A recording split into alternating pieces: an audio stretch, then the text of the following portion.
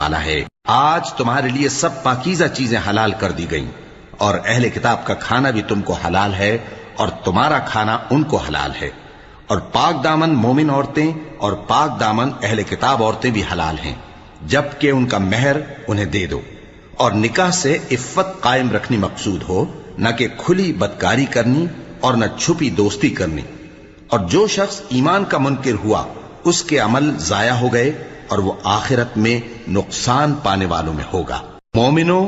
جب تم نماز پڑھنے کا قصد کیا کرو تو اپنے منہ اور کوہنیوں تک ہاتھ دھو لیا کرو، اور سر کا مسح کر لیا کرو، اور ٹخنوں تک پاؤں دھو لیا کرو،